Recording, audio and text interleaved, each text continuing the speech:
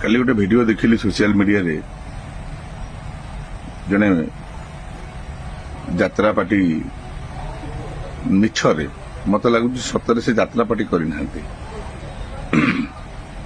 କାହିଁକି ଏ କଥା ମୁଁ କହିଲି ନା ଯଦି ଯାତ୍ରା ପାର୍ଟି କରିଥାନ୍ତେ ଯାତ୍ରା ତାଙ୍କ ଭିତରେ ଥାନ୍ତା କଳାର ମନୋଭାବ ଥାନ୍ତା ପ୍ରକୃତ କଳାକାର ହେଇଥାନ୍ତେ ମଣିଷ ହେଇଥାନ୍ତେ ସେ ଏଭଳି ଗୋଟେ ଭିଡିଓ ଦେବା ପୂର୍ବରୁ କିଛି କହିବା ପୂର୍ବରୁ ଦୁଇଥର ଭାବିଥାନ୍ତେ। ସେ ଯୋଉ ପଦେ କଥା କହିଲେ ଯେ କଳାକାର ମାନେ ହେଉଛନ୍ତି ସବୁ କୁକୁର ଆମେ ଯୋଉ ରୁଟି ରଖିଥାଉ ସକାଳକୁ ଦେବା ପାଇଁ ବୁଲା କୁକୁରଙ୍କୁ ସେଇ ରୁଟି କଳାକାର ମାନେ ଖାଆନ୍ତି। ଏଇଠି ମୁଁ ପଦିଏ କଥା କହିବି ଆଜ୍ଞା ଠିକ ଅଛି ଆମେ ସବୁ କୁକୁର ଭଗବାନଙ୍କ ସୃଷ୍ଟି ଭଗବାନ କାହାକୁ କେତେବେଳେ କଣ କରି ଜନ୍ମ କରିବେ ସେ ହିଁ ଜାଣିଛନ୍ତି। ତେଣୁ ଭଗବାନ ଆମକୁ କୁକୁର କରି ଜନ୍ମ କରିଛନ୍ତି ଆମେ ଖୁସି ସେଥିରେ ଅଛୁ।